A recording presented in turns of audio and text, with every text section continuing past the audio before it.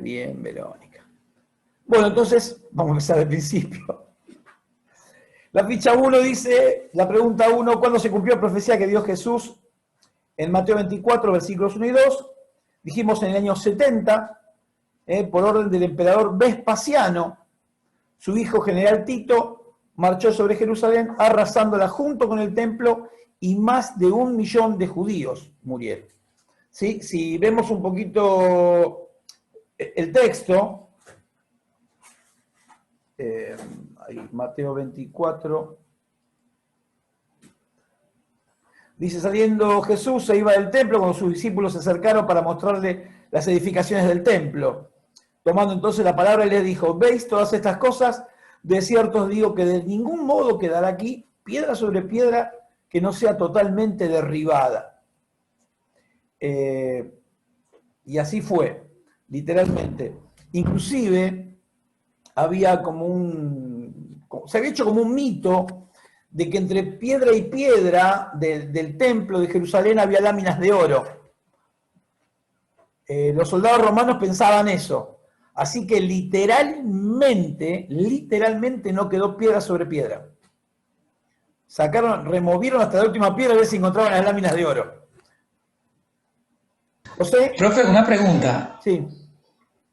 que usted está hablando, pero cuando Jesús también dice en el mismo Mateo 24 que dice, y todo esto pasará en esta generación, o esta generación verá que todo esto pasará. Ya vamos a llegar. Hoy está muy ansioso, León Agudo. Aguante un poquito. Ya vamos a Pero llegar. se cumplió ahí en esa generación, ¿no? No. Lo que está diciendo ahí es otra cosa. Por eso, no, si me adelantás, aparte de hacer spoiler, se complica. Vamos despacito y por las piedras, porque esta es una parte complicada. Tenemos que ir bien despacito. En principio esto está hablando de la destrucción del templo en el 70. Claramente, acá es claro, ¿sí?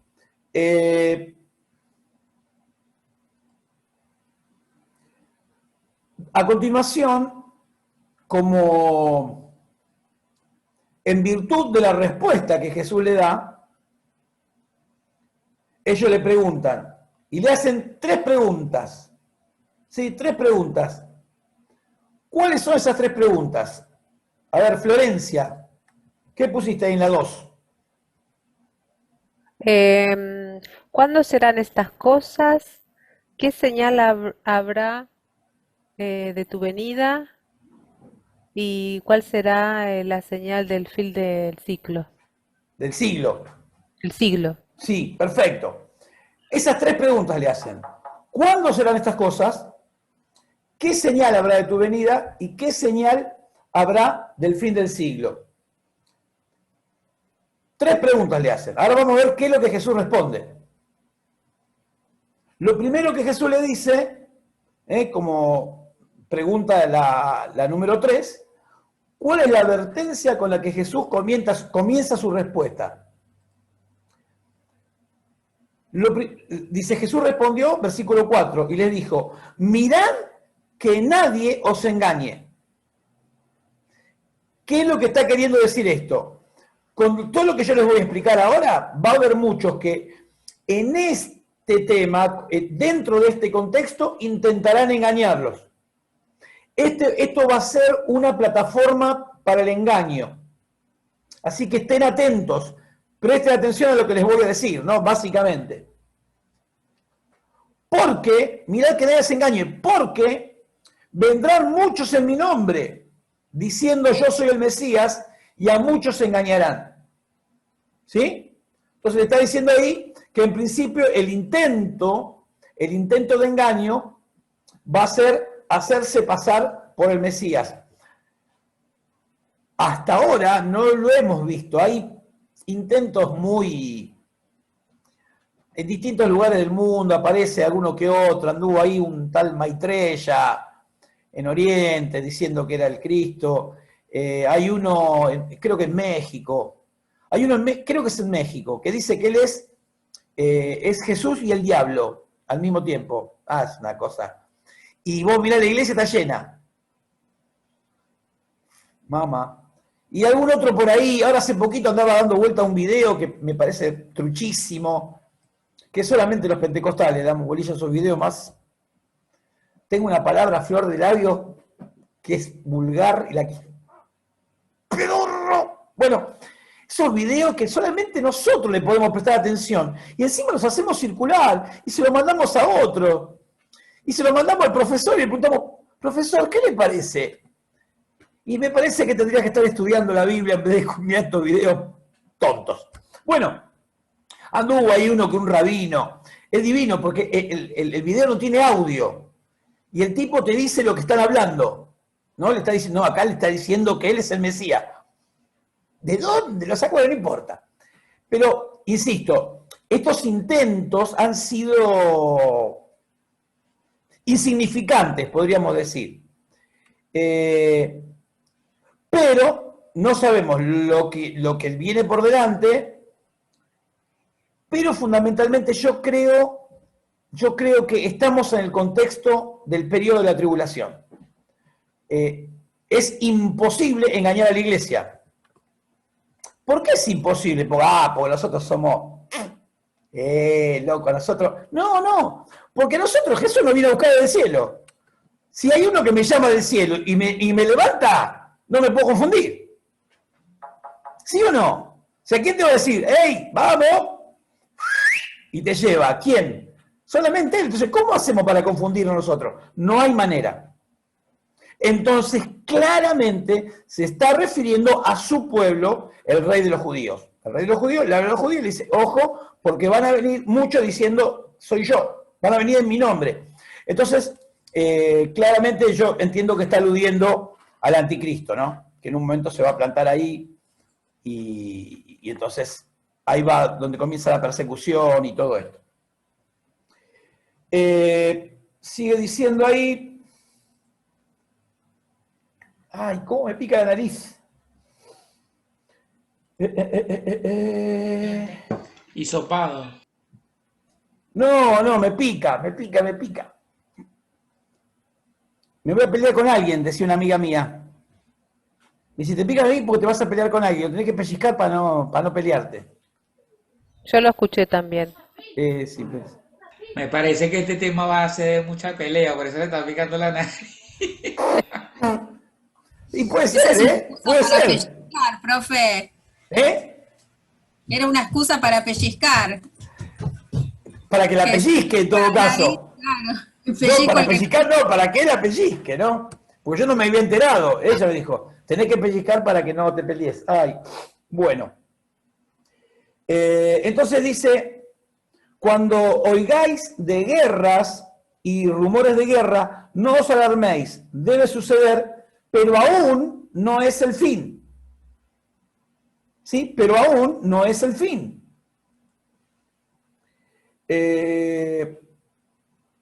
Vamos a seguir leyendo. Porque se levantará nación contra nación, reino contra reino, habrá terremotos en todas partes, habrá hambres. Estos son principios de dolores. No son señales antes del fin. Son principios de dolores. Se vive diciendo, oh, que estas son las señales, porque los terremotos, el hambre. La Biblia, ahí está clarito, está escrito. No es una cuestión de interpretación. Hay que leer. Dice, todo esto son principios de dolores. Por eso, están desde siempre. Siempre hubo terremotos, siempre. Todo esto estuvo siempre. Desde la época de Jesús hasta ahora siempre estuvo. Algunos dicen, no, pero pará. Nunca hubo terremotos como ahora. Está bien. Nunca hubo hambre como ahora. Yo creo que sí, creo que fue peor todavía el hambre en algún momento de la historia. Se levanta la nación contra las guerras. Siempre hubo. Es decir, aquellos que pretenden identificar cosas como señales antes del fin están equivocados porque está hablando de que estas cosas son principios de dolores. ¿Sí? No sé si me hago entender claramente. Por eso la pregunta 4, ¿sí? Que dice, ¿las guerras y los rumores de guerra son señales del fin? No, son principios de dolores. ¿Mm? Bien, después tenemos ahí el pasaje de Lucas, que es un poquitito controversial. Y yo tendría que haber incluido el versículo 16, pero no lo hice. Lucas 21 dice, y seréis entregados aún por padres y hermanos y parientes y amigos, y matarán a alguno de vosotros, y seréis aborrecidos de todos por mi nombre. Pero ni aún un cabello de vuestra cabeza perecerá. Ganad vuestras almas con vuestra perseverancia. El 16 dice, algunos de ustedes van a morir.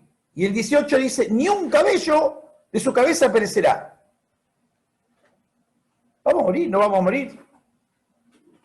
¿No? Ahí está eso es lo que motiva la pregunta. Esa lectura a simple vista es contradictoria. Por eso está la pregunta. Entonces, el versículo 16, lo que está diciendo, dice claramente, algunos de ustedes van a morir. Algunos de ustedes van a morir. Lo que dice el 18, ni aún un cabello de vuestra cabeza perecerá. Lo que está diciendo es que no los van a tocar, no le van a tocar un pelo. No, porque por ahí viene esa frase a la cabeza. No te van a tocar un pelo. No está diciendo eso. Lo que está queriendo decir es que no van a poder evitar que sean salvos. Y lo confirma el 19, que lo que quiere decir el 19 es que si se mantienen firmes ante la persecución, se salvarán. ¿Y qué sería lo otro? No mantenerse firme ante la persecución. Dejarse marcar por el anticristo. Recibir la marca. ¿Sí? O sea, después de la mitad de esa semana, de la tribulación, después de la mitad comienza una persecución. Entonces, había una posibilidad, ser perseguido, y la otra, aceptar la marca de la bestia. Aceptado la marca de la bestia, entrabas en el sistema, pero perdías la salvación. Si te perseguían, por ahí zafabas escondiéndote, o por ahí te encontrabas. Si te encontraban, te cortaban la cabeza. ¿Sí? Es decir, que el precio era el martirio, ¿no? Así que esto es lo que significa lo de Lucas. Dice claramente que muchos van a morir. Muchos van a morir, muchos. Pero que si se mantienen firmes ante la persecución y no ceden, van a salvar sus almas. ¿Sí? ¿Está bien? ¿Se entiende?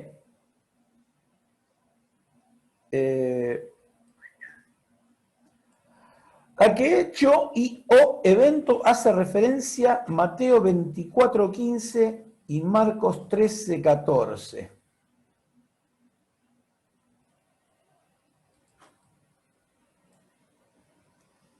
Dice Mateo, por tanto, cuando veáis la abominación de la desolación, o la abominación desoladora, dicha por el profeta Daniel, puesta en el lugar santo, el que esté leyendo entienda. Marcos dice, por tanto, cuando ve la abominación de la desolación, puesta donde no debe ser, el que lee entienda.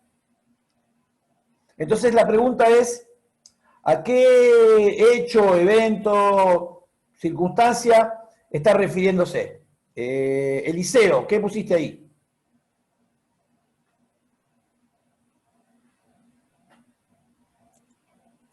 Puse la del príncipe Tito. ¿La? La del príncipe Tito que atacó Jerusalén. Bueno. Magdalena, ¿qué pusiste en la 6?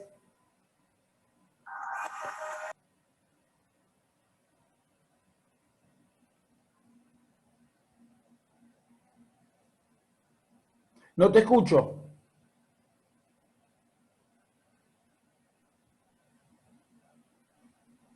Ahí está. No, ahora no. Ahora sí. Esa es la que no contesté. Ah, bueno. Tengo una puntería asombrosa. Amalia, no hay problema. Yo puse las 70 semanas. Bueno. Silvina. Yo puse a la tribulación, o sea, al momento que estaría refiriéndose creo que Amalia, a la semana 70, ¿no? Después de eso. Bueno, Claro, que dice, bueno. porque yo lo tomé de Daniel, que hace la referencia ahí. Claro, sí, yo igual. Rosa, ¿pusiste lo mismo? ¿Alguien puso otra cosa? ¿O todos pusieron lo mismo?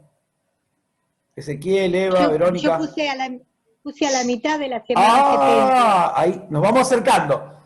Todos van acercándose un poquito. La sema- A ver, Yo puse la profanación del templo de Jerusalén, bien. como que Ahí Jesús habría llegamos. si no ocurrirá Bien. en los últimos tiempos. Perfecto. Se fueron acercando despacito hasta que llegamos al lugar. El tema es que no tienen por qué saber esto. Aunque si hicieron la materia dispensaciones, o ¿cómo se llama? No se llama dispensación en la materia. Introducción a la profecía. ¿Cuántos hicieron esa materia? ¿No lo hicieron? ¿Introducción a la profecía no lo hicieron? ¿En qué Bueno, año está? no me acuerdo. Pero bueno, no importa. En Este este año la vemos. Bueno. Está. Bueno, listo. Entonces, eso se ve en Introducción a la Profecía y en Daniel Apocalipsis. Si no hicieron ninguna materia, no tendrían por qué saberlo más que por ahí alguna vez lo hayan escuchado, se lo hayan explicado, etc. En la mitad de o sea, ¿cómo transcurre esta semana de Daniel? Yo les puse un video, una línea de tiempo, de los tiempos finales. Silvina dice que sí y Florencia dice que no. ¿A quién le creo? Sí, profe, No. cuando vimos Evangelio Sinóptico 1, nos hizo Claro, la línea el aquí. No, ahora, papi, ahora. Ah, el año pasado fue eso. Bueno, listo. Ahora en el recreo les subo un video. Es un videíto, no un video, un videíto de una línea de tiempo así rapidita de los acontecimientos finales. ¿Sí? Muy básico, muy elemental, pero para que más o menos tengan las cosas en orden, porque todo este tramo, esta ficha básicamente, tiene directamente que ver con eso. La semana 70 se inicia cuando la iglesia es levantada. Sí, la iglesia es levantada de la tierra y probablemente, muy probablemente, eso sea el disparador de una situación de caos mundial. Es decir, aunque la verdadera iglesia de Jesucristo no es multitudinaria, más allá de que haya iglesias que tienen un montón de gente, pero igual va a ser un montón de gente que va a desaparecer. Sumado a los niños que no tengan conciencia del bien y del mal, los inocentes, va a ser una cosa, y aparte simultánea en todo el planeta. ¿Sí?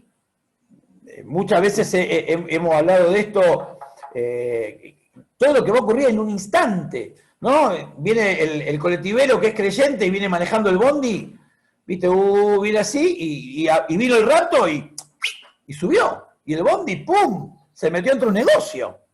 Yo no sé si ustedes vieron la película El Rapto. No.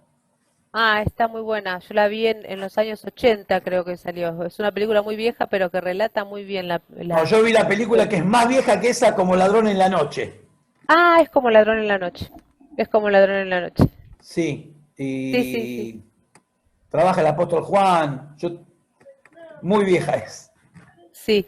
Bueno, sí, está hoy la estética le hace perder interés, ¿no? Pero bueno, en su momento era una bomba. Cuando la predicación de las iglesias pentecostales era más pentecostal. Estaba ahí, porque el tema de la venida del Señor era una predicación permanente de la iglesia pentecostal. Dejó de serlo hace bastante tiempo, no sé qué pasó, pero se predica poco y nada, al menos lo que yo escucho, lo poco que escucho por ahí, y de lo poco que algunos me comentan, ¿no? Entonces, cuando la iglesia actuaba Gerardo con Richard Gere,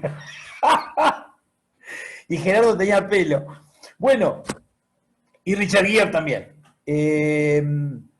Entonces, la iglesia es levantada, probablemente ocurra una situación de caos mundial, a lo que ya nosotros venimos viendo distintas situaciones. Aquellos que miramos los sucesos mundiales con ojos proféticos, vamos viendo que todo va confluyendo, ¿no? El tema de las economías, hay temas que van apareciendo cada tanto, en algún momento se habla de una moneda única mundial, por otro lado, en una oportunidad el Papa dijo que sería necesario un líder mundial, y vos vas viendo y las cosas que van pasando, ¿no? Las cosas que van pasando. No hablo del principio de dolores, sino de cosas que pasan en la política.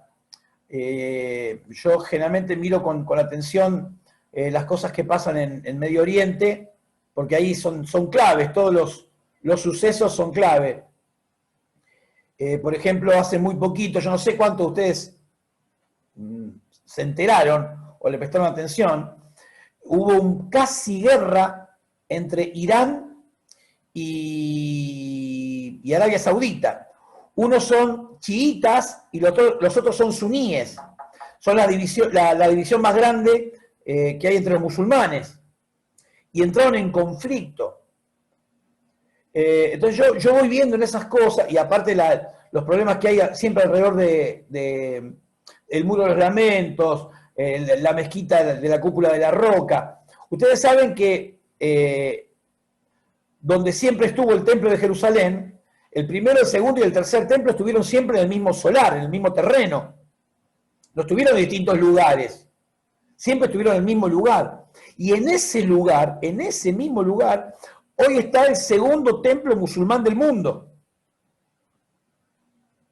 Que es inimaginable un escenario donde ese templo desaparezca. Pero el tema del Islam, los musulmanes, los terroristas, estas cosas que van apareciendo, las escaladas, hay que ver cómo va a terminar siendo la respuesta de Israel a esto de Hamás, que quizás se desate otra guerra de los países árabes. Los árabes ya aprendieron que con Israel no pueden, intentaron una vez, dos veces, tres veces, y cobraron todos los tiros, ¿no? Entonces ya mucho que no se le animan. Solamente esto así de guerrilla, terrorismo, ¿no? Hamás, Hezbollah, ISIS, todos estos son movimientos terroristas porque no pueden, ejército contra ejército, no hay con qué darle. Entonces, me fui por la rama y me perdí. Me olvidé, me perdí para dónde iba. Profe, una pregunta ya que está hablando de eso. Sí. Ya que me perdí. Que hay tanto Sí. bombardeo, ahorita que hay tanto bombardeo en Israel contra el Hamas, si cae la cúpula dorada. Sí, pero los cohetes que están tirando los misiles que están tirando son misiles, ¿cómo decirlo? Trucho. No tengo lenguaje técnico para eso, pero Made in China. ponele, son bombitas, no son misiles nucleares, no es armamento nuclear que cae y destruye una población. Si pega en una casa, por ahí destruye esa casa y la de al lado. No estoy minimizando las pérdidas humanas, sino estoy hablando de que este ataque tremendo, que es repelido en el 80% por el escudo que tienen, pero los que pasan le pegan a una casa y rompen una casa, no son bombas nucleares. Pero bueno, Profe, sí. había dicho semana 70, iglesia levantada, caos mundial, y ahí se fue por la rama. Sí, pero iba a algún lado, pero no sé a dónde iba. Estoy como, viste, el que estaba, el viejo que está en el baño con una pata dentro de la bañadera y otra afuera, y no sabía si estaba en todo lo que estaba saliendo. Bueno, así estoy yo. Las dos cosas, viejo y así, ¿no? Bueno. la cuestión Profe, ¿vendrá por la siguiente pregunta que dice la señal de la venida del Señor? No. Estaba de pleno en las 6. Ah, Pero, y, no sé, me perdí. Iba para algo y nada, listo, volvemos. La iglesia levantada, caos mundial, entonces, estaba hablando de los eventos, eso estaba hablando, de los eventos de Oriente, que algo tremendo tiene que pasar para que sea removida la cúpula de la roca, porque en ese lugar se va a levantar el cuarto templo. El anticristo va a levantar el cuarto templo en Jerusalén, pero antes tiene que salir eso. Entonces uno hoy no se puede imaginar en qué circunstancias eso podría darse. Hoy es inimaginable. Sí, Profe, José. ¿es el cuarto o el tercero? El cuarto. ¿Querés que te lo cuente? Primero de Salomón, segundo de Zorobabel, tercero de Herodes. ¿Está bien? ¿Sí o no? ¿Sí o no? Sí, bien, listo. Entonces, ¿y este cuál sería? ¿este cuál? Este. El del anti. El cuarto. El del anti. El cuarto. Primero de Salomón, segundo de Zorobabel, tercero de Herodes, en los tiempos de Jesús, y este es el Profe, cuarto. pero una consulta, el de Zorobabel, ¿no? Que es el mismo de Nehemías. Ujú. Ese no es que lo reconstruyen, ¿no? Y lo termina Herodes. No. El de Herodes es otro edificio. Es otro edificio. No, el de Herodes. Ok, No, ok. no. A ver. Sí.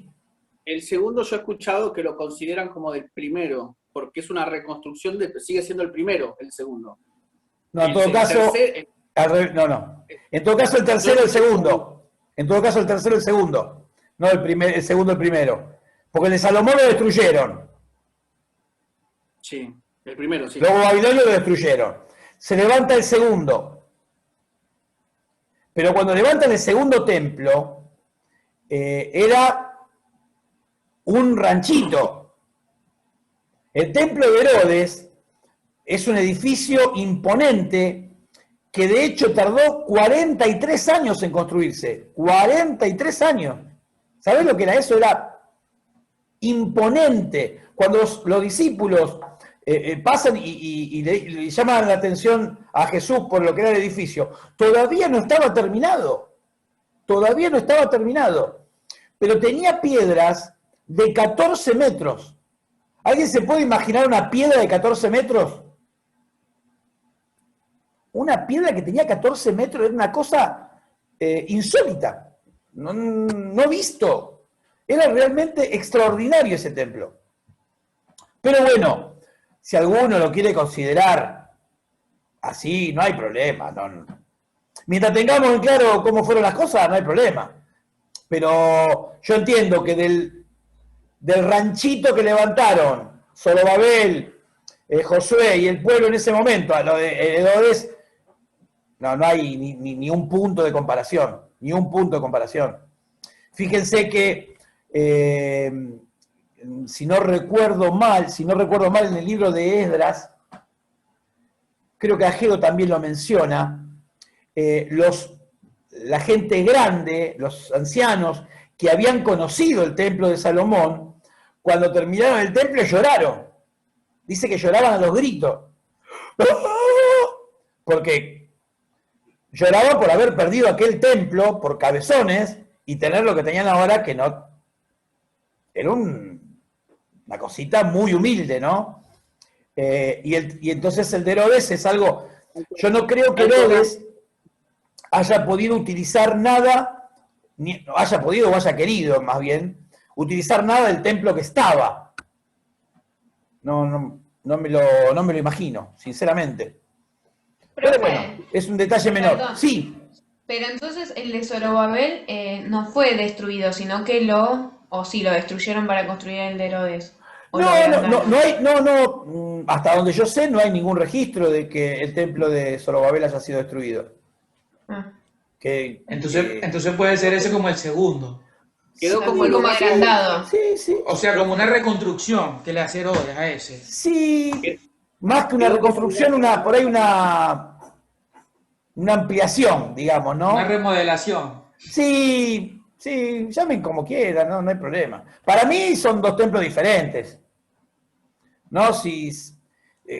A ver, yo tengo, en el terreno tengo un ranchito y después levanto una casa de 3 plantas. ¿Puedo decir que es la misma casa? A mí me da la impresión de que no. Pero bueno, y el lugar no tiene nada que ver, porque el primero y el segundo tuvieron el mismo lugar. Y no hablamos de que es el mismo templo. Pero bueno, son puntos de vista, es una sutileza, no hay problema con eso, no marca ninguna diferencia. Ni que sea el primero, el segundo, el tercero, no hay problema. No tiene ninguna implicancia que se le llame el segundo o el tercero, no hay problema. Entonces, una vez que la iglesia es levantada y seguramente ese caos mundial que va a darse, va a concluir con que todas las naciones del mundo le otorgan el poder a una persona. Porque es tal el caos, entonces esa persona va a concentrar el poder político, el poder militar, el poder económico y el poder religioso.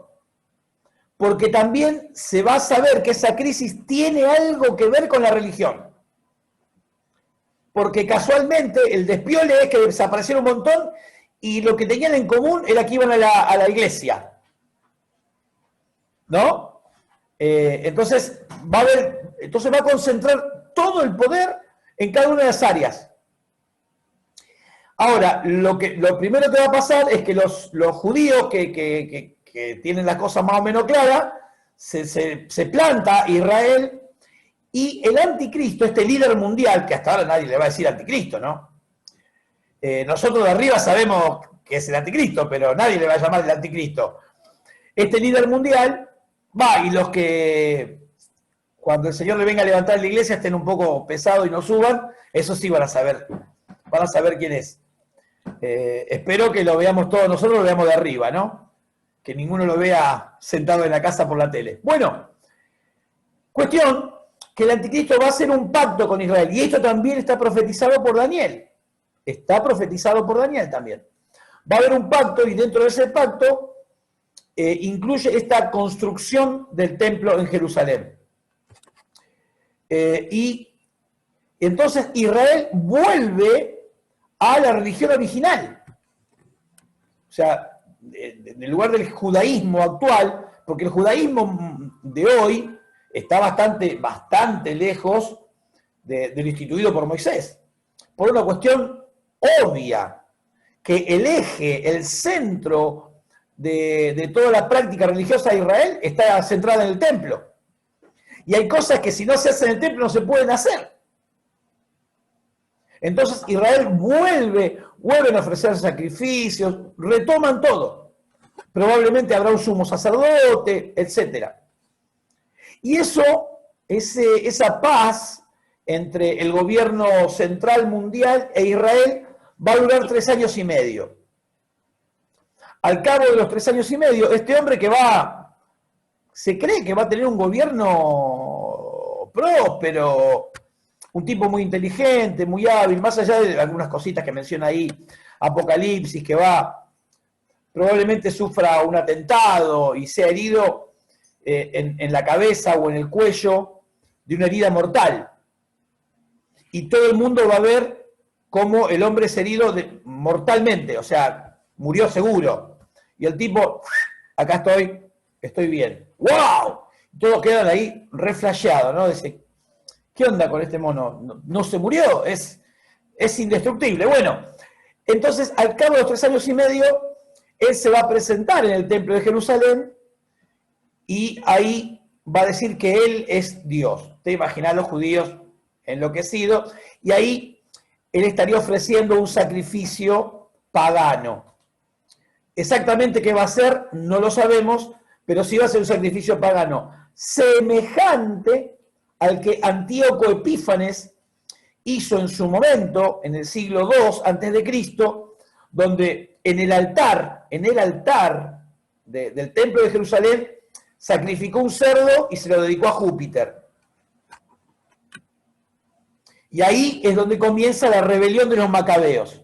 ¿Sí? Eso fue lo que los judíos no soportaron, fue demasiado lejos y se levantaron y terminaron derrocando al último gobierno griego y tuvieron un periodo breve de independencia de unos 150 años hasta que Roma, se hace el poder hegemónico y va conquistando todos los territorios hasta incluir el Medio Oriente, ¿no? Entonces, el sacrificio pagano que va a ser ahí, eso es la abominación desoladora. Eso es. ¿Sí? Eso es.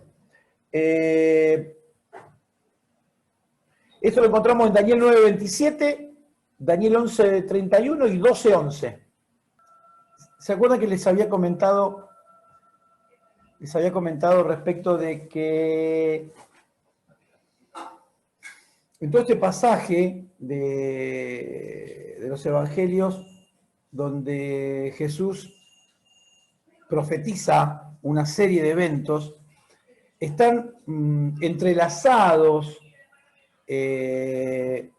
la semana de tribulación y lo que va a pasar en el final de la guerra entre judíos y Roma, ¿no? No se pueden separar, están como mezclados. Cuando en el año 70, antes de destruir el templo, los romanos colocaron sus estandartes en el templo. Esto algunos lo consideran como también una contaminación del templo, ¿no? Cuando los romanos pusieron sus estandartes, por supuesto que el cumplimiento total se encuentra en la semana de tribulación, ¿no? Pero este bien podría ser considerado un cumplimiento parcial, como tantos otros, ¿sí? Muy bien. La pregunta 7 dice, ¿cuál será la señal de la venida del Señor? Magda, ¿esa la pusiste? Abrí el micrófono, corazón. La número 7 dice, ¿cuál será la venida? No, la señal de la venida. Ah, la señal de la venida. Bueno, lo que yo puse, que como dice, sobre las nubes que vendrá, esa será la señal. ¿Se entiende eso? Perfectamente. Es decir, que la señal de la venida es la venida.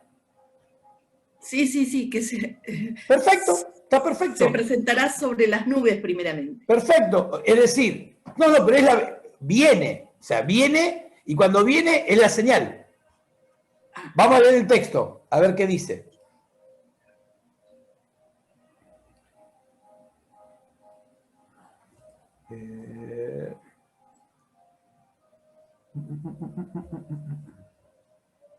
Dice Mateo en el versículo 30. Entonces aparecerá en el cielo la señal del Hijo del Hombre, y todas las tribus se lamentarán y verán al Hijo del Hombre venir sobre las nubes del cielo con poder y gloria. Es la venida, no es que hay una señal, viste, como cuando llaman a Batman, viste que ponen el reflector y aparece y después aparece Batman. No, es Batman. ¿Sí? ¿Se entiende? O sea, no hay una... Lo que yo quiero destacar es que, ¿se acuerdan? La pregunta... ¿Qué es la pregunta 2? ¿Qué señal habrá de tu venida? Recién la contesta acá. No la contestó antes. Recién la contesta acá. ¿Qué señal habrá de tu venida? La señal de mi venida va a ser mi venida. No va a haber una señal antes. No van a pasar tal o cual cosa y entonces yo sé que viene. ¿Se entiende? Para nosotros, que somos la iglesia y que hoy somos los mayores receptores de la revelación completa de Dios, los judíos claramente la tienen en forma parcial porque se quedaron con el Antiguo Testamento. Entonces tienen una revelación parcial. Nosotros tenemos la revelación completa. Es decir, nosotros ya sabemos lo que va a pasar en la tribulación. Jesús está profetizando, pero ellos no saben todos los detalles. Sí, si leyeran Apocalipsis y lo consideraran palabra de Dios, sí sabrían, ¿no? Es decir, que está a su disposición. Pero bueno, ellos no toman los escritos del Nuevo Testamento como escritos inspirados por Dios. Pero básicamente lo que yo quería destacar en forma especial es esto de que no hay señal para los judíos, no hay ninguna señal. La señal va a ser cuando lo vean. Y esto marca también algunas diferencias entre digámosle así, entre la venida del Señor que describe Pablo en la carta a la iglesia de Tesalónica y la venida del Señor que describe Jesús en Mateo. Vemos diferencias sustanciales. Sí, acá vemos que, primero, vemos que todo ojo le verá. Y Pablo dice, en un abrir y cerrar de ojos. Los muertos resucitarán, los que estamos vivos seremos transformados, y en un instante seremos transformados y estaremos en la presencia del Señor. Dice, y al oír la final trompeta, suena la trompeta, pim, pum, es un instante. Esto es una cosa instantánea. Y acá lo que estamos viendo es que se ve que el Hijo del Hombre desciende. Se ve que desciende y se ve que hay un conflicto. ¿Se dan cuenta que son dos cosas que son incompatibles? Son incompatibles. Profe, Sí, Eliseo. puede ser que se refiere a que todo ojo le verá, se refiere a los del mundo, y que ese rapto en segundo es en la misma situación, que nosotros somos raptados en ese segundo. Pará, que me perdí. Empezá de nuevo. Pensá en redacción porque me perdí. Sí. Vio que dice que todo ojo le verá. Sí. Puede ser que se refiere al mundo, que todos los van a ver al venir, y absolutamente. Los que son raptados, ¿no? Somos nosotros la iglesia. ¿Puede ser que sean las dos en la misma situación? No. Cuando dice todo ojo le verá, él viene bajando. Claro. Y cuando habla de todo ojo, cuando habla de todo, está hablando de su pueblo y los que no son su pueblo. Todos lo van a ver. Profe, pero entonces, esto se refiere no se refiere al rapto, ¿no? No. Por eso dije, va de nuevo. Cuando yo hablé de Pablo, le escribe los textos. Vamos a leerlo. Vamos a hacerlo. Si lo hacemos bien, dijo Olmedo. Vamos a leer la carta a los tesalonicenses.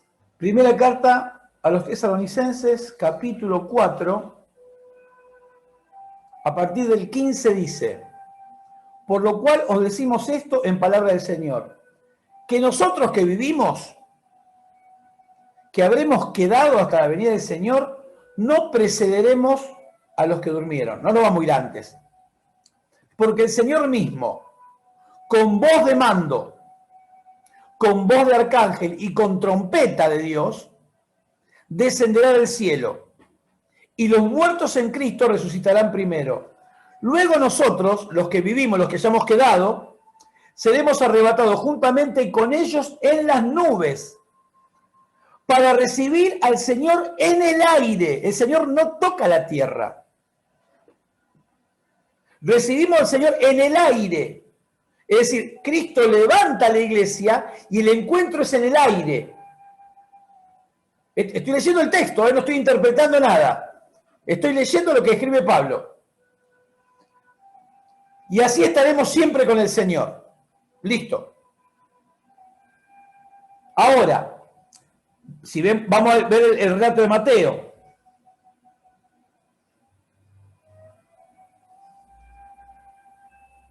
Como el relámpago sale del oriente y brilla hasta el occidente, así será la venida del Hijo del Hombre. Donde quiera que esté el cadáver, allí se juntarán los buitres. Inmediatamente después de la tribulación de aquellos días, el sol será oscurecido y la luna no dará su resplandor. Las estrellas caerán del cielo. Está describiendo Apocalipsis. Y las potencias de los cielos serán conmovidas. Entonces aparecerá en el cielo la señal del Hijo del Hombre. Y todas las tribus de la tierra se lamentarán entonces, y verán al Hijo del Hombre venir sobre las nubes del cielo con gran poder y gloria. Y enviará a sus ángeles con gran trompeta y reunirán a sus escogidos de los cuatro vientos de un extremo al otro extremo de los cielos.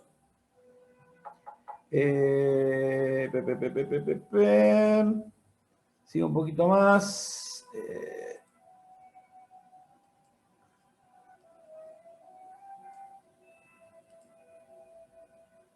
Después está la parábola.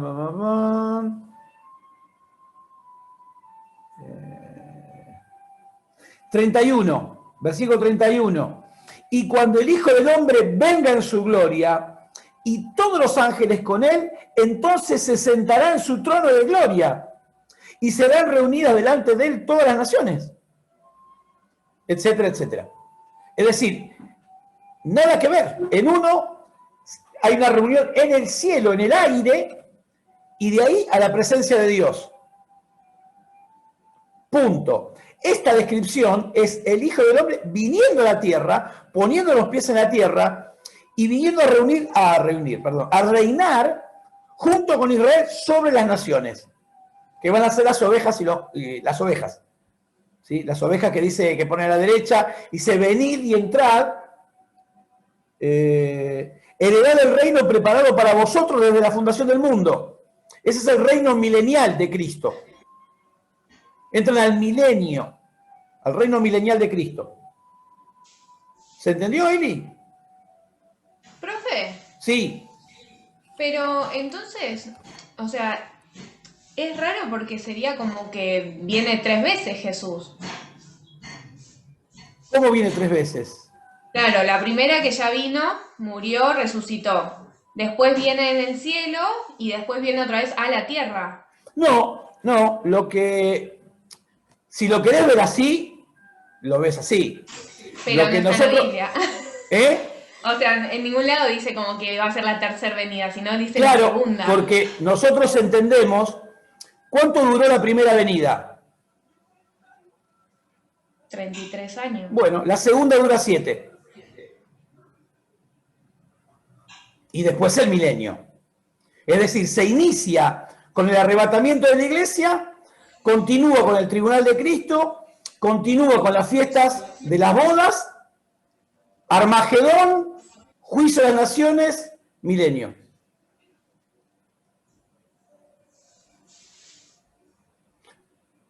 Porque en realidad la segunda venida propiamente dicha es la venida que describe Mateo.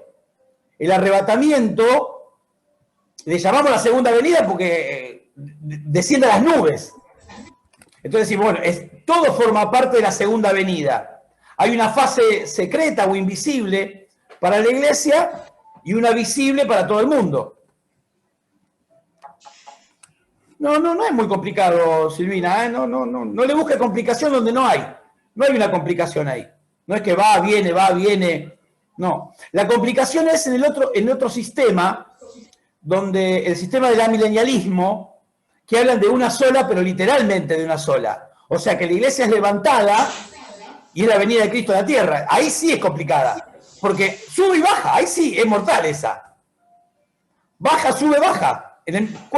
No hay lugar para que se den todos los acontecimientos relatados en Apocalipsis. Por ejemplo, tribunal de Cristo y boda del Cordero. La fiesta de las bodas. La fiesta, no las bodas. La fiesta de las bodas. ¿Se entiende? Entonces, la segunda venida, para mirarlo de alguna forma, dura 7 años. Se inicia con el arrebatamiento de la iglesia y termina con Cristo poniendo los pies sobre la tierra en el Monte de los Olivos. Ahí se completa, por decirlo de alguna forma, la segunda venida. ¿Sí? Es como decir, bueno, vino la primera venida, fue un bebé, anduvo, y después hay otra etapa diferente después de Jordán. Para hacer una analogía, simplemente, para ilustrar. ¿Sí? No estoy hablando de doctrina y teología. Una ilustración. O sea, estuvo 33 años sobre la tierra, pero 3 años y medio estuvo ministrando. Lo otro vivió como cualquier judío de esa época. ¿No? Dos cosas diferentes dentro del mismo periodo de tiempo. Esto sería algo semejante. Está la búsqueda de la iglesia y después todo lo que falta, o sea, regresa a la tierra para completar todas las profecías que aún no se han completado sobre él. Y cumplir también las promesas hechas a David, no solamente a Israel, sino a David, ¿no? Hay promesas a David que todavía no se han cumplido y que las va a cumplir el Señor cuando venga y esté allí reinando. ¿Está bien, Sil? Bien. ¿Se entendió? ¿Entendimos todo, más o menos? Genial. Ahí les subí el videíto. Después péguenle una mirada, si tienen tiempo y ganas. Nada. Es muy sencillito. Está bueno, vi un poquito. Una superproducción tiene. Alguien me lo criticó en YouTube. Me lo criticó, estoy hablando de hacer una crítica. No, que me dijo, qué feo. No. Hizo una crítica y me dijo, le faltan todas las citas bíblicas. Y tiene razón. Hubiera estado más piola con todas las citas bíblicas. Así que estoy esperando porque en la iglesia estamos en construcción en algunas áreas y se está construyendo en este momento el aula del IBE, que va a ser el aula magna, mandó el pastor el otro día, casi me muero. El aula magna tiró. Así que cuando termine con eso y esté todo el pizarrón y todo, bueno, lo voy a volver a hacer, lo voy a preparar un poquito más ahí con las citas bíblicas y todo para que sea un poquito más instructivo y que aquellos que, como me ha pasado, muchas personas lo refutaban algunas cosas y no hay problema. Yo estoy preparado para responder. Lo que sí, como siempre digo, no, o sea, yo le respondo a alguien que a mí también me lo plantea en ciertos términos, ¿no? Si me dice a mí me parece que no es así, bueno, ahí no hay ninguna discusión posible, ¿no? Yo te contesto que a mí me parece que sí y terminó la discusión. Ahora si vos me decís, no, mirá, yo creo que este pasaje está en conflicto, lo que vos sostenés está en conflicto con este pasaje, que dice esto, esto y esto. Bueno, ok, y lo conversamos y nos pondremos de acuerdo o no. Porque hay un montón de cristianos que tienen otro punto de vista, tienen otra escatología. Y no hay ningún problema. No hay ningún problema. Ningún sistema escatológico es perfecto. Todos los sistemas escatológicos en algún lado renguean. Para mí, que los he analizado a todos, no exhaustivamente, pero los he analizado concienzudamente, el único que ofrece una cantidad de respuestas mucho mayores es este sistema. El amilenialismo, hay pilas de respuestas que no puede dar y que son serias, ¿no? Son serias. Pero bueno, no importa. No nos toca eso ahora. Eso van a cursar. Introducción a la profecía, Daniel y Apocalipsis, y van a cursar escatología, teología 5. Así que miren si tienen tiempo para verlo tranquilos. Pero esto, bueno, a modo introductorio, porque a mí me gusta que tengan un poquito más, ¿no? Esto casi que ya nos fuimos de viaje de Evangelio Sinóptico, pero explicar una cosa sin la otra me parece que, qué sé yo, a mí no me gusta. Aunque alguno por ahí está escuchando estas cosas por primera vez y por ahí hay un poquito de confusión, bueno, es preferible escucharlo por primera vez y que haya un poquito de confusión a no escucharlo ahora y quedarse prácticamente sin entender de qué está hablando el Señor, ¿no? Así que si hay un poquito de confusión, no se preocupen, porque a lo largo de los estudios lo van a estar viendo. Y sobre todo si tienen introducción a la profecía, ahí lo van a ver con mayor detenimiento. Y algo que les quiero decir, que por ahí algunos ya lo saben y lo tienen en cuenta, como un asistente, si quieren, ustedes tienen las clases mías en YouTube, ¿sí? De introducción a la profecía, por ejemplo. Entonces entran en el canal y buscan introducción a la profecía, clase 1, clase 2, y pueden ahí mirar alguna cosita. Donde ahí está, obviamente, más desarrollado, como estamos viendo las fichas ahora. Muy bien, continuamos. La pregunta 8. La pregunta 8 tiene dos aspectos. El primer aspecto es que nuestra queridísima Reina Valera dice: donde quiera que estuviera el cuerpo muerto, allí se juntarán las águilas. Y ya el pasaje ya de por sí es medio oscuro, porque está dando una figura que por ahí era muy entendible en el momento de Jesús, pero no tanto ahora. Pero con las águilas, y la verdad es que solamente Reina Valera traduce águilas. Las demás versiones ponen buitres. ¿Y cuál es la diferencia entre el águila y el buitre? Y que el águila come animales vivos y los buitres comen carroña, animales muertos. Esa es la diferencia. ¿Vieron todas las películas que están ahí dando vuelta en el aire los buitres porque ven que va a haber una matanza y ya la saben y están preparados para ir sobre los cuerpos muertos, ¿no? Ahí es donde la figura cierra. Bueno, esto es una cuestión de zoología. Ahora, en cuanto a la teología, ¿qué quiere decir que donde quiera que estuviera el cuerpo muerto? O sea, ¿qué les pareció a ustedes? Florencia, ¿qué pusiste ahí? Ah, no, pará, que a Eva no le pregunté todavía, pobre Eva, que está ahí, la tengo. Eva, ¿qué pusiste en la 8? Estoy atento al chat. O a la voz, o WhatsApp. Tranqui, que conteste sí. Ah, dale, no temáis, dice Turbe vuestro corazón.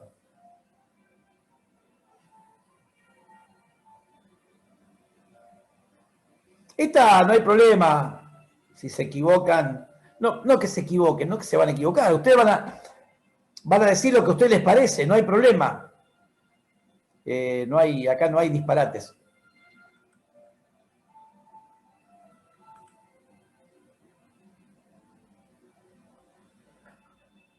Eva.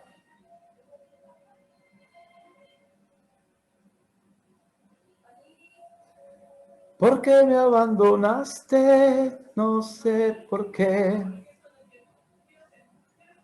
Dale, Eva, dale, por favor. No tiene miedo Magdalena, que se la rebanca, no tiene miedo Rosita. Bueno, Rosita no... ¿Dónde está Rosita? Entre paréntesis. No me digas, se fue arrebatada. Por los caídos habrá quienes busquen sacar provecho de las circunstancias. Bueno, está bien. Verónica, ¿qué pusiste ahí? Mi respuesta fue zoológica. Bueno. No, había puesto esta similitud entre... Hice como esto que usted dijo, ¿no? De los animales, de que son animales carroñeros, aunque los dos, que cuando hay algo van y comen y no hay tiempo para nada. Entonces lo asocié con la venida de Cristo, que cuando Él venga no va a haber tiempo para nada. Bueno, está bien, no hay problema. Amalia, ¿qué pusiste ahí? A mí no me preguntó, profe.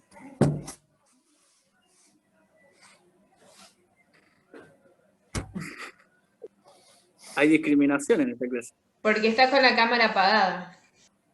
A ver, perdón, es que decime, Ezequiel, ya que Amalia no me responde, decime vos qué pusiste.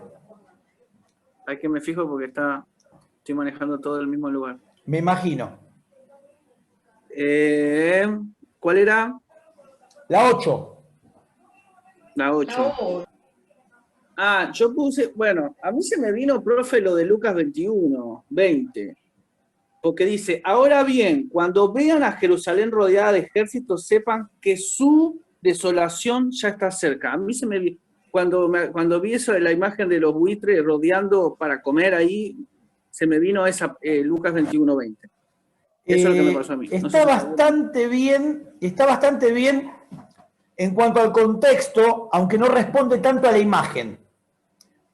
Porque, ¿por dónde va la cosa? El cuerpo muerto representaría la corrupción final, espiritual y moral del mundo. O sea, va a ser, el nivel de corrupción en la segunda venida va a ser total.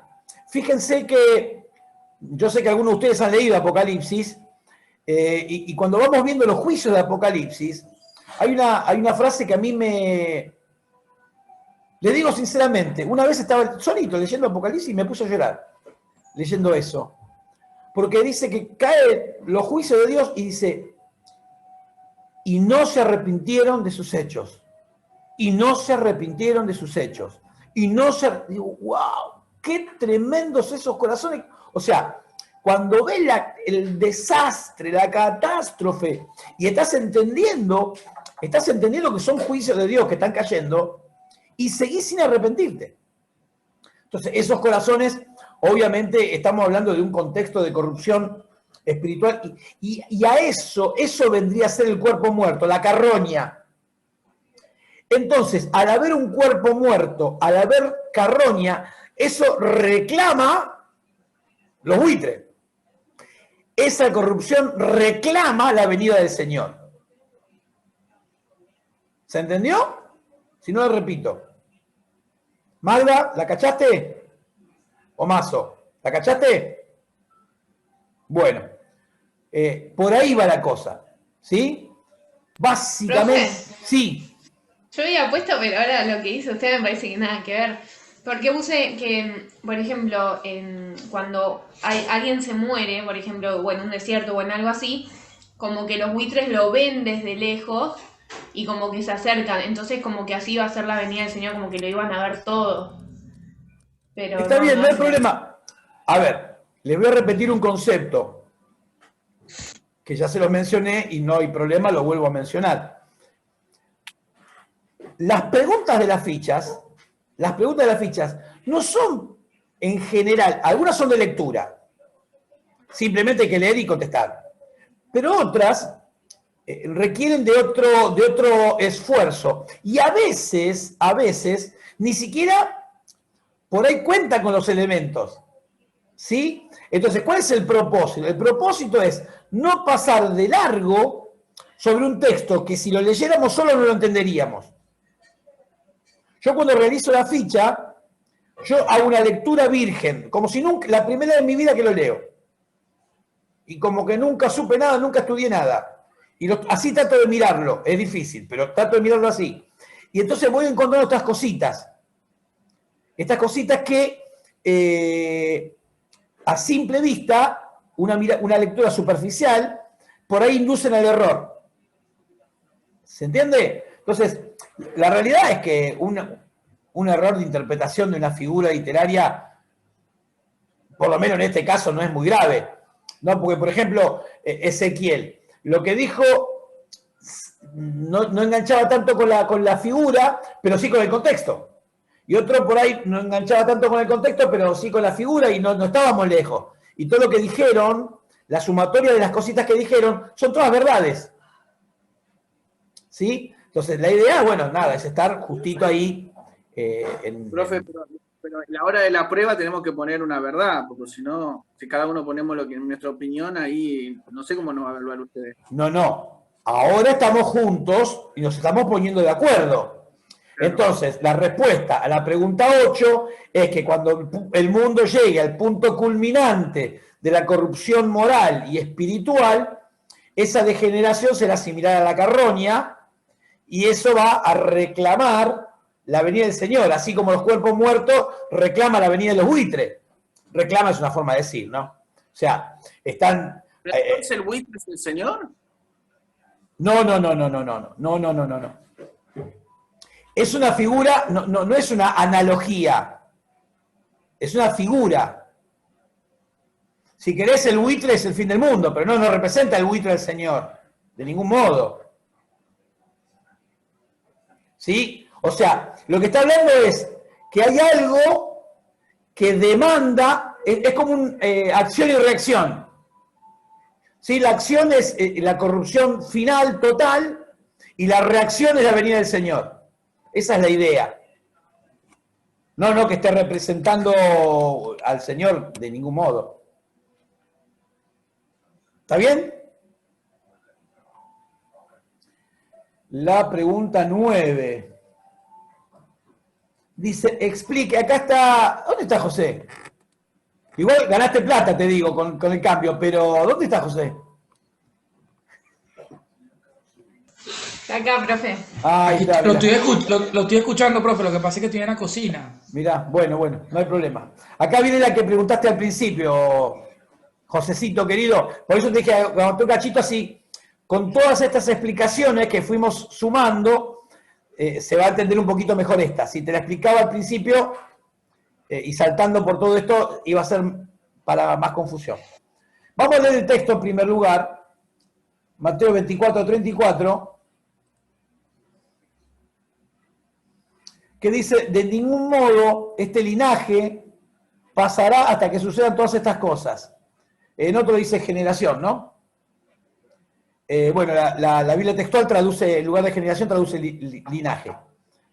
De cualquier manera, es lo mismo, no hay problema, la interpretación va a ser la misma.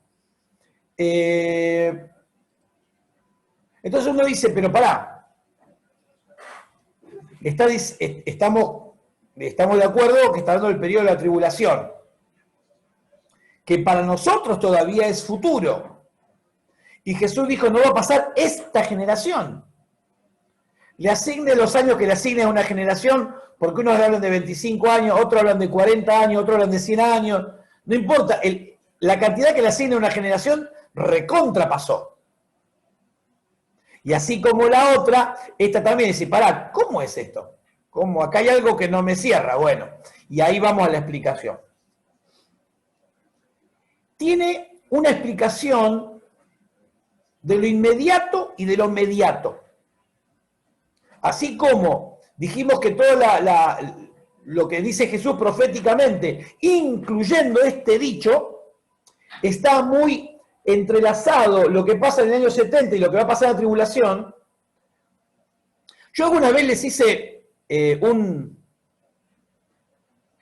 no sé ni cómo decirle, un dibujito, esa es la forma de decirlo, un dibujito muy, no, creo que no, pero un dibujito muy zarpadamente sencillo, pero para que ustedes puedan, para poder explicar más o menos de este asunto. Primero que soy malo dibujando y segundo que con estos elementos, ¿no? Este es el ojo del profeta. Esta es la mirada del profeta. El profeta Parece mira. un shofar. Bueno, sí.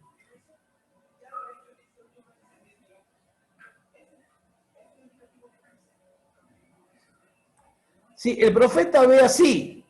El profeta ve este evento y ve este evento. El profeta lo ve juntos.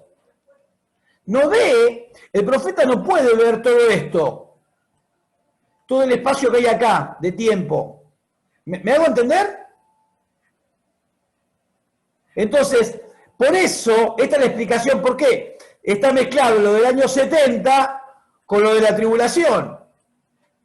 Dice, pero ¿cómo? ¿Por qué está junto? Porque el profeta mira y ve, pero no percibe el espacio de tiempo que hay en el medio. ¿Sí? ¿Se entiende? Bueno, espero que sí, porque no le vi las caras. Sí, profe, sí. Gracias, José, porque estaba en la pizarra y no veía las caras. Entonces, partiendo de esa base, hay una respuesta para lo inmediato que era lo que iba a ocurrir en el año 70. ¿Sí? Ellos estaban en el año, ponele 30, 33, estaban ahí. Entonces no pasó una generación hasta que ocurrió el año 70. Esa es la parte inmediata. Pero, ¿y qué para lo de la semana de tribulación? Que es futuro aún para nosotros. En ese caso, cuando nos ubicamos ahí, también es válido que no pasará esta generación hasta que todo esto acontezca. Está hablando de la generación que vea el inicio. Es decir, la generación que vea la manifestación del anticristo, esa misma generación va a ver el final de la historia. ¿Se entiende? No pasará esta generación hasta que todo acontezca. Pero ahí se está refiriendo a los que estén en el inicio de esa etapa, en el inicio de la tribulación. Los que estén ahí van a verlo todo, porque va a durar 7 años. No, y si se murió, bueno, si se murió, no está hablando de una persona, está hablando de una generación. Entonces la generación que vea el levantamiento del anticristo es la generación que va a ver la venida de Cristo.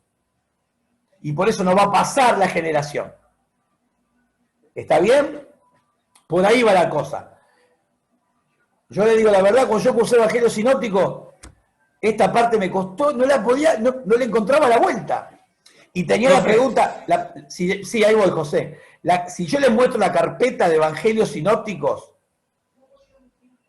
así era. 256.782 preguntas tenía. De una clase para la otra. Si estas fichas son densas, la carpeta, 4 intentos de suicidio tuve. ¿Qué decía José? Profe, sí. Que yo lo que le preguntaba, y ya lo respondió, es porque dice, esta generación no pasará hasta ver esto. Y yo creía que era a la generación que estaba con Jesús, claro. Porque después vinieron y le tumbaron el templo y todas cosas, ¿no? Claro, claro. Por eso, como les decía, les vengo diciendo de las preguntas, es justamente que a simple vista no se entiende. A simple vista no se entiende. ¿Cómo que no va a pasar esta generación si ya pasaron 2000 años? Casi. Y todavía no pasó lo que está profetizando Jesús. Claro, hay un cumplimiento parcial en el 70, donde esa generación que lo estaba escuchando iba a permanecer, no iba a pasar una generación, y en el caso de la segunda etapa, tampoco va a pasar una generación. La generación que ve el inicio va a ver el final. Profe, porque lo que pasa es que, o sea, es medio confuso, porque dice, en el mismo ese dice, no pasará esta generación porque serán perseguidos, uno de ustedes morirán, le dice Jesús. Y en hecho, después de que Jesús se va, de una vez empieza la persecución contra la iglesia. No. Estás confundiéndote. No habla de la iglesia, ni Apocalipsis, ni Mateo. Pero ahí empieza la persecución. No. La persecución a la iglesia es la persecución a la iglesia. La persecución a los judíos es Roma cuando entra y destruye en el 70 y en la tribulación de parte del anticristo después de 3 años y medio. Pero ahí es donde donde yo me confundo, entonces me siento confundido como el sticker que le mandé, porque sí. Ahí donde pasa, en Hechos 4, la primera persecución se la hacen a la iglesia de Pedro, y Pedro es judío. Sí, pero ya son iglesia. A ver, ¿para qué? Pero la iglesia no comienza con Pablo. Escucha esto. No, hombre, no. Escucha esto. A ver, para estar claro. Entre Génesis 1 y Génesis 12 hay un solo pueblo sobre la tierra. Un solo pueblo, los gentiles. No hay otro, hay un solo pueblo, los gentiles. A partir de Génesis 12 aparece un segundo pueblo, que es Israel, en los lomos de Abraham. ¿No? Empieza la historia de Israel arrancando desde Abraham. ¿Sí? Por eso Lucas, cuando da la genealogía, Mateo, cuando Mateo da la genealogía arranca de Abraham, no arranca de Adán. Entonces, aparece un segundo pueblo. En Pentecostés, si quieren en Pentecostés, algunos lo ponen un poquito antes, un poquito después, pero en Pentecostés, con la venida del Espíritu Santo a morar en los creyentes, ahí da comienzo la iglesia. Con el Espíritu Santo morando en el creyente. Esto es una característica distintiva de la iglesia. Hasta el año 50, los primeros 10, 12, 13, 15 años, la iglesia era 99% de extracción judía. Y de hecho, todavía en esa instancia hay una revelación parcial. Hay una revelación parcial. Todavía está por desarrollarse la revelación. ¿Y dónde está la clave? La clave está en que Pablo dice, a mí me fue dado el dar a conocer el misterio escondido por los siglos. La iglesia. ¿Y dónde vemos el conflicto? El conflicto entre los primeros años de la iglesia y después del año 50 o alrededor del año 50. En que como eran todos judíos, eran todos judíos los que a partir de ese momento eran iglesia, que ellos entendían que eso era la continuación del pacto. ¿Sí? Ellos sentían que como que no había cambiado eso. Por eso, cuando Pablo va con Bernabé y predica en las regiones de Galacia, que Pablo no le va a predicar a los gentiles, Pablo le va a predicar a los judíos. Cuando hace el primer viaje misionero, Pablo le va a predicar a los judíos. Pablo va a las ciudades, va a Antioquía, a Iconio, a Listra, a Derbe, y va a la sinagoga. Pablo va a la sinagoga, no va a la plaza central del pueblo o de la ciudad. ¿Qué pasaba en la sinagoga? Que en la sinagoga estaban los judíos y estaban los gentiles que eran prosélitos, ¿sí? O sea, había gentiles que se habían circuncidado y gentiles que simplemente iban a escuchar. Y otros que guardaban la religión, ¿sí? Que se habían circuncidado y guardaban la ley de Moisés. Y otros que simplemente iban y era la religión que les cabía el judaísmo. ¿Sí? Ahora, cuando Pablo va y predica, los que eran judíos, en su enorme mayoría, se rechiflan y lo sacan a patadas, pero los gentiles dijeron, pará, ¿cuál es el problema? Está bueno lo que está diciendo. ¿Sí? ¿Me van cazando? Entonces, y ahí es donde empiezan a convertirse los gentiles. Y empieza a correr el evangelio entre los gentiles. Cuando termina ese primer viaje misionero, que increíblemente Pablo, no me acuerdo si era en Listra o en Iconio, lo apedrean y lo dejan por muerto. Él sigue y después vuelve a ese lugar a confirmar a los hermanos. Después de que lo apedrearon. Es una locura. Y finalmente regresa a la iglesia enviadora en Antioquía de Siria, la otra era Antioquía de Pisidia, y estando en Antioquía de Siria, escucha que fueron maestros de Jerusalén a las iglesias que fundó Pablo. Dijeron, pero ¿cómo? ¿Pablo no les dijo que se tenía que circuncidar? No dijo nada de eso. No les dijo que tenían que guardar la ley. No, muchachos míos, les vamos a explicar bien cómo son las cosas. Acá el tema es así. Ustedes, para que puedan entrar al pacto, se tienen que circuncidar y guardar la ley. Porque el pacto viene por acá. Y cuando Pablo se enteró, enloqueció, y ahí escribe la carta a los Gálatas. Pablo escribe la carta a los Gálatas en un estado de emoción violenta, porque se le metieron en donde él prácticamente dio la vida por esas personas, y fueron algunos alegremente, pero eran, permítanme la expresión vulgar, eran re guachos esto de Jerusalén. No entendían cómo funcionaba el asunto. Ellos fueron con onda, para decirle bien las cosas como eran, porque estaban ahí, se iban a quedar en el umbral, pensaban. Cuando Pablo se entera, se raya y escribe la carta a los Gálatas, con todo lo que ustedes saben, ¿no?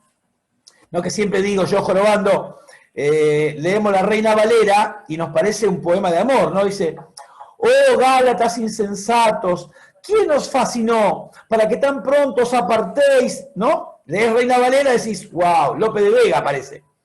Ahora, ¿qué es lo que escribió Pablo? ¿Pablo escribió eso? No. Pablo escribió, ¡loco! ¡Son tarados! ¡No entendieron nada! ¿Cuánto tiempo les expliqué? ¡Cabeza de perno! Está recaliente Pablo.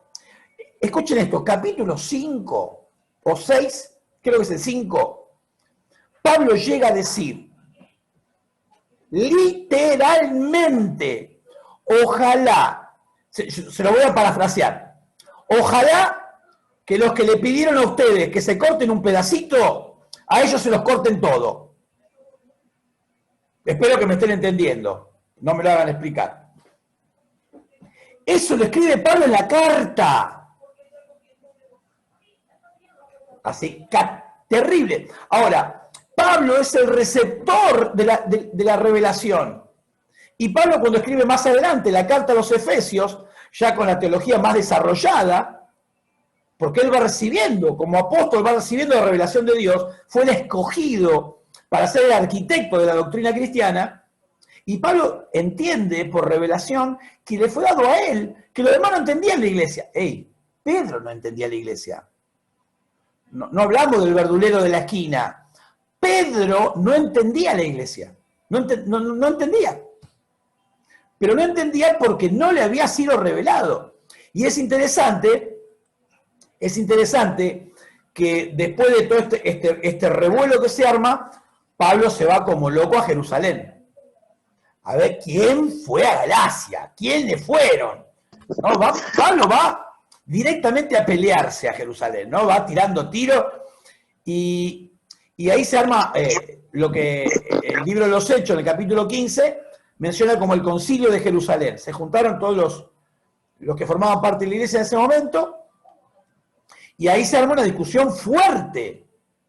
¿Por qué? Y porque de un lado estaban los que habían recibido revelaciones y de otro lado los que no. Entonces era una discusión casi que no iba a tener una solución, ¿no? Sobre todo que, imagínense que Pablo, por nosotros sí, el apóstol Pablo, pero para ellos era un chabón que hacía poquito estaba persiguiendo, no, se la llevaba de los pelos, las mujeres, y ahora se hace el no sé qué. ¿A quién te comiste, Pablo? ¿No? Y en ese contexto, Pedro, que si bien no tenía esa revelación completa, sí tenía, obviamente, el Espíritu del Señor y era un apóstol y era uno de los 12, tampoco era un sonso.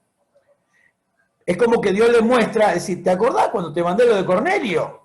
¿Te acordás que estabas allá en la terraza, en lo de Simón, el curtidor, y que te bajé el lienzo con los animales y te dije, Pedro, mata y come, y te no? ¿Te acordás? ¿Qué pasó? Que cuando le predicaste vino el Espíritu Santo y vos dijiste, uy, a los gentiles también. Y ahí Pedro lo lleva, porque Pedro en su momento lo hizo saber, lo que había pasado en casa de Cornelio, y es entonces cuando prácticamente esa argumentación fue lo que define el debate, define la discusión, y el pastor de la iglesia de Jerusalén, el hermano de Jesús, Santiago, dice, bueno, determina la conclusión, dice, bueno, determinamos nosotros y el Espíritu Santo, dice, espectacular. Nos pareció bien al Espíritu Santo y a nosotros no exigirle nada a los gentiles, porque son gentiles, no son judíos. Dice, lo único que les pedimos, por favor, es absténganse de ahogado, de fornicación y de sangre. ¿Por qué? Porque a partir de ahora van a compartir la cena del Señor. Que la cena del Señor no era una vez por mes. Sí, se juntaban muy a menudo, 2 veces por semana. Como mínimo todas las semanas, y comían juntos. No se parecen casi nada a lo que hacemos nosotros hoy. Que yo siempre, en cada lugar que estuve, que no han sido muchos, pero en los 3 lugares que he estado, le dije al pastor, tenemos que hacer la Santa Cena como corresponde. Nos juntamos, comemos juntos, a la romana, ¿no? Cada uno trae lo suyo, comemos juntos y después partimos el pan y compartimos la copa. Esa es la cena del Señor.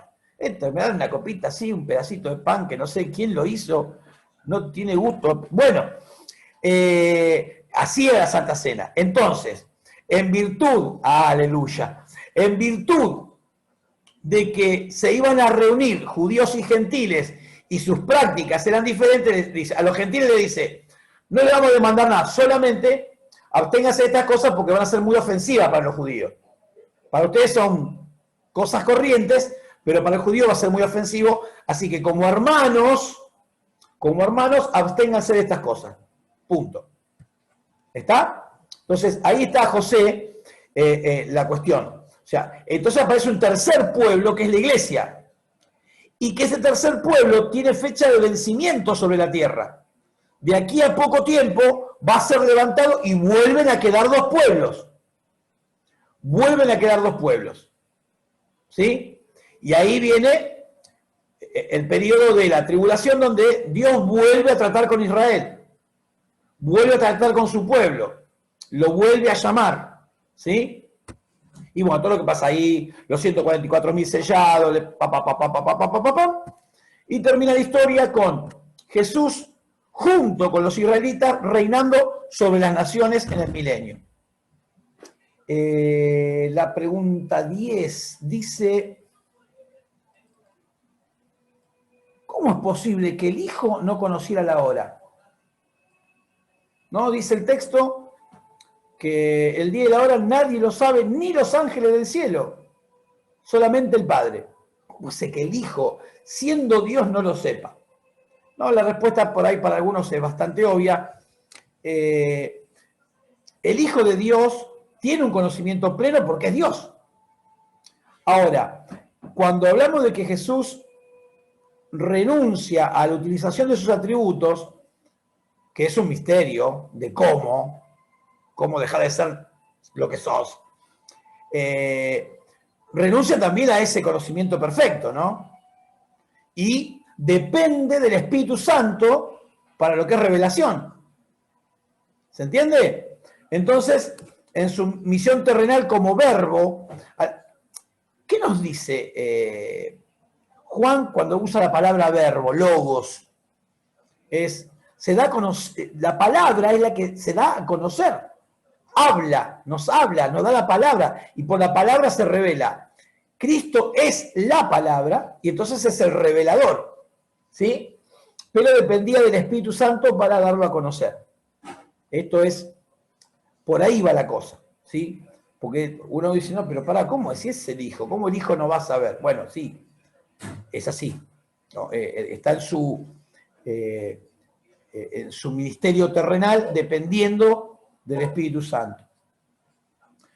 Dice, ¿cómo interpreta usted Mateo 24, del 45 al 51? Que dice, ¿quién es pues el siervo fiel y prudente, al cual el Señor puso sobre su servidumbre para que le dé el alimento a tiempo? Bienaventurado el siervo aquel que cuando llegue su Señor lo haya haciendo así.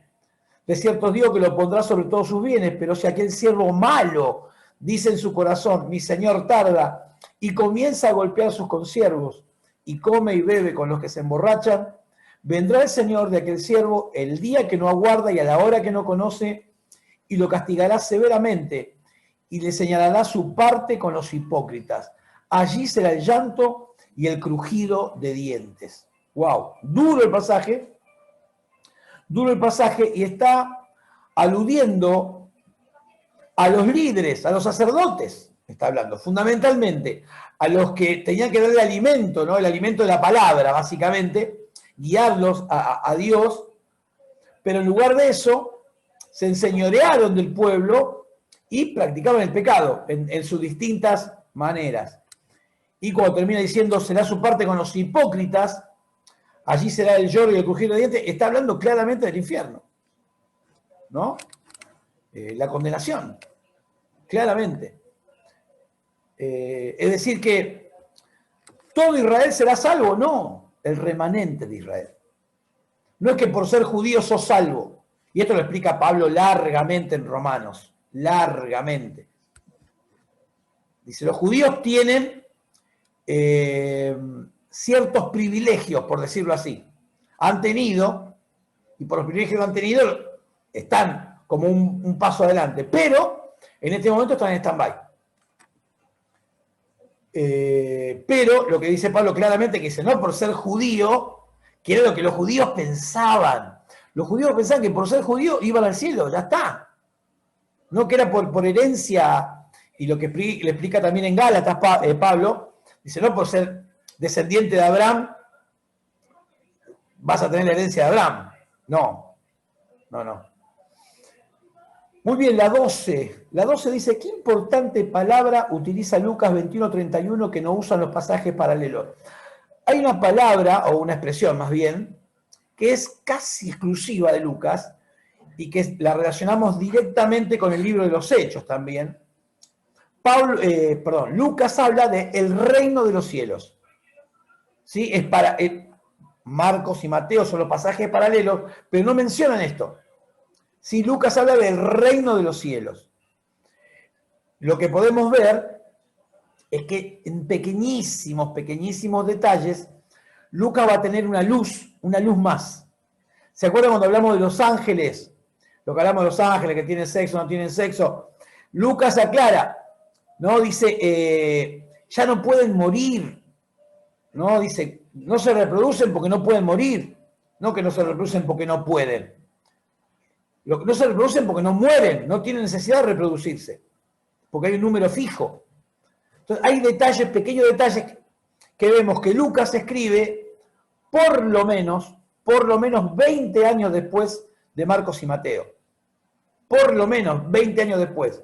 Es decir, que en 20 años hubo un desarrollo teológico y un proceso de revelación que todavía está ahí, ¿no? Recuerden ustedes que Lucas es compañero de Pablo. Y por decirlo de alguna forma, participante de esa revelación que Pablo tenía. Entonces tiene una mirada un poquito diferente, Lucas. La pregunta 13 dice, según Mateo 24:14, ¿podría Cristo volver ahora mismo? ¿O cree usted que faltan cosas por cumplirse para que Él regrese? Esta pregunta no solamente está basada en lo que venimos hablando de la posible interpretación personal tras la lectura, sino que de algunas cosas que yo toda la vida, hasta el día de hoy, están ahí, flotando en el ambiente. No, que faltan cumplirse algunas cosas para que Cristo venga. Esto lo escuché muchas veces. Y sobre todo, lo que dice, vamos a ir al texto, que lo quiero citar literalmente.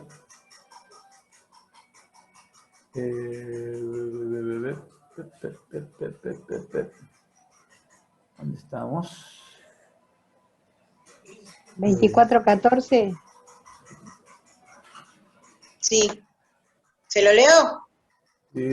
Bueno, estoy tratando de encontrarlo y no lo encuentro. Y este evangelio del reino será proclamado en toda la tierra habitada para testimonios a las naciones y entonces vendrá el fin. Está bien, lo estaba buscando, no lo encontraba porque lo estaba buscando en Lucas. Bien, entonces, este evangelio del reino será proclamado en toda la tierra habitada para testimonio a las naciones y entonces vendrá el fin. De la lectura de este texto, algunos creen que, dicen, no, lo que pasa es que hay un montón de gente que todavía no escuchó hablar del Señor. Acá no está diciendo eso. Está diciendo, será proclamado en toda la tierra habitada. Y el Evangelio ya fue proclamado sobre toda la tierra habitada.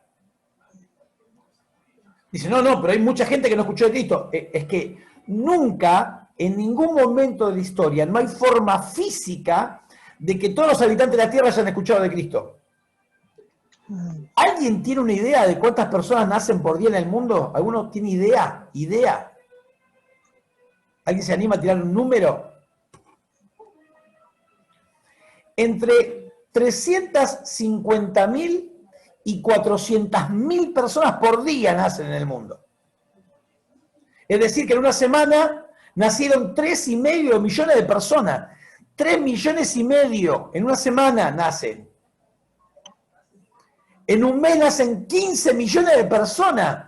Es imposible que en algún momento todo el mundo haya escuchado el Evangelio.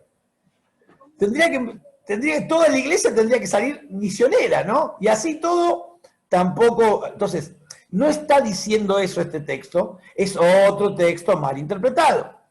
Lo que está diciendo acá es tierra habitada, sobre la tierra. Y el Evangelio ya alcanzó todos los rincones de la tierra. Entró en la China comunista, en la Rusia comunista, donde los misioneros y los... no me sale cómo era lo que se llevaban Biblias, tiene un nombre tan particular y nunca me lo acuerdo. Bueno, Mormones. ¿Cómo? Los mormones. No, la Biblia. Ah. Gedeones. No. Ese es un grupo que reparte... No. Esos son los que reparten Biblia. Olvídense, no importa. Es un nombre muy particular y no me lo acuerdo ahora y no me... Entraban Biblias de contrabando en países musulmanes y en países comunistas. En iglesias de Rusia ingresaba un texto y se lo grababan de memoria y lo quemaban, porque si los encontraban con Biblia los mataban. Cosas extraordinarias, gente que se ha jugado la vida por entrar textos bíblicos, ¿no? Pero la palabra de Dios llegó a todos los rincones de la tierra. Es decir, claramente que todo está cumplido. Cristo puede venir antes de que veamos la pregunta 15. Así. Are you ready? Bueno. 14. ¿Cómo se entiende el velar en este contexto? Bueno, vamos a volver ahí al texto bíblico.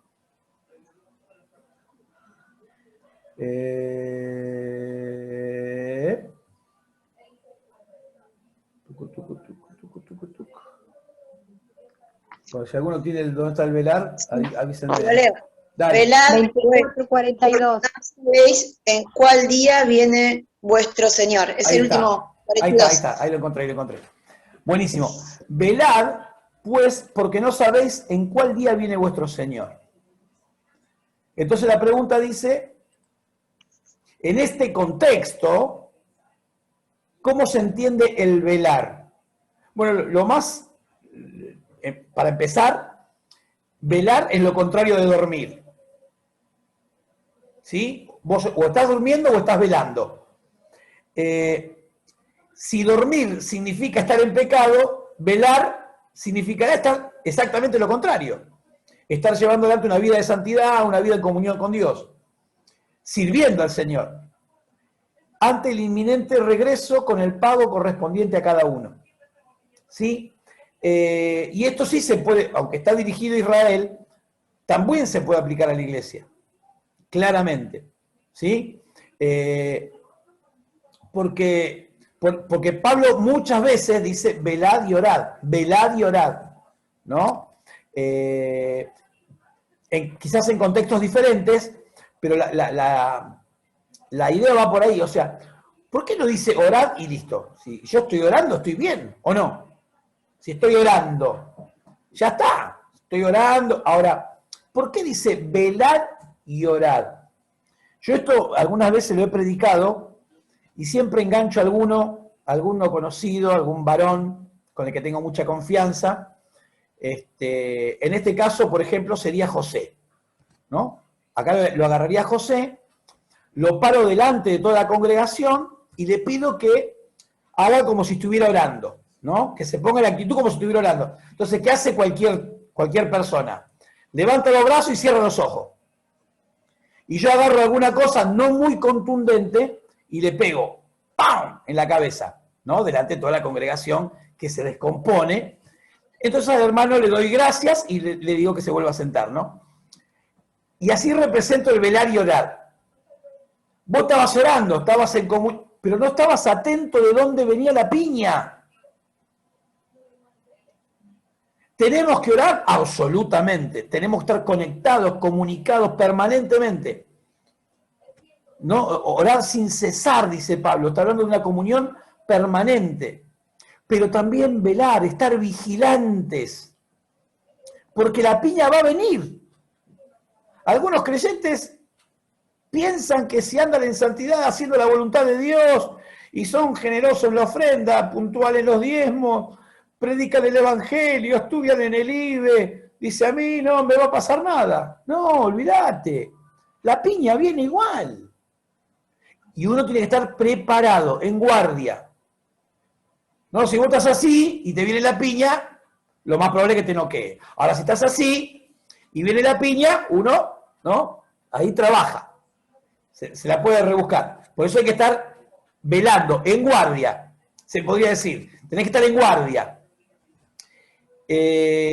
Bueno, muy bien. Y por último, y nos vamos, bueno, no nos vamos a ningún lado, ¿no? Cada uno se queda ahí donde está, pero digo, nos vamos a separar. Por una semana nada más, no temáis.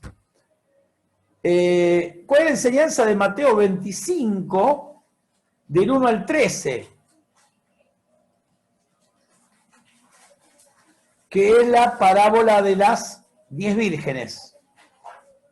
¿No? Sí, es la parábola de 10 vírgenes. Esta pregunta para mí tiene algo particular, porque es el texto que yo prediqué por primera vez en la iglesia. La primera vez que prediqué en la iglesia, prediqué sobre este texto. Y lo tenía grabado en un cassette.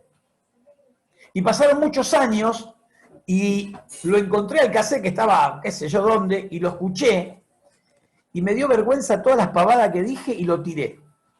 Una burrada me mandé, una burrada, hoy me arrepiento 1000 veces de haberlo hecho, 1000 veces. Aparte se escuchaba en la grabación, amén, amén, y era mi vieja que estaba ahí.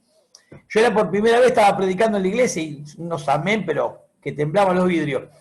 Pero nada, la cantidad de pavada que dije, porque lo que está hablando esta parábola de las 10 vírgenes, sigue hablando continúa con el tema, o sea, la importancia de estar haciendo lo correcto y lo necesario en relación a lo urgente del mensaje.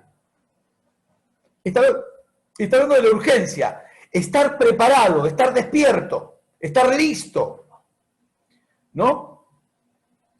Y acá quiero decir dos cosas. Número uno, la Biblia nos llama a prepararnos, nos llama a estar preparados. Ay, bueno, pero para estar preparado me tengo que preparar. Sí, pero la Biblia no me dice, estén preparándose, muchachos, prepárense, no dice, estén preparados. ¿Y cómo lo resolvemos? Estando preparados. No hay proceso ahí. Ahí no hay proceso. Tengo que estar listo. Porque puede venir ya. Ay, bueno, pero yo estaba arreglando unas cositas, que tenía algunas cositas pendientes. Le tenía que pedir perdón a mi suegra. No, tenés que estar listo. Es estar sin peso, sin equipaje. El Señor viene y nos vamos. Y nos vamos. De eso está hablando. Lo otro que le quería decir es, que quizás ya lo he mencionado en alguna oportunidad, las parábolas tienen una verdad central. Y no debemos atribuirle a los distintos detalles, atribuirles un significado o un simbolismo. Es un error en la parábola. Eso se hace con la alegoría. Son dos figuras distintas. Dos figuras distintas. Entonces, cuando en una parábola le asignamos a cada detalle un simbolismo, les va a pasar lo que me pasó a mí en la primera predicación.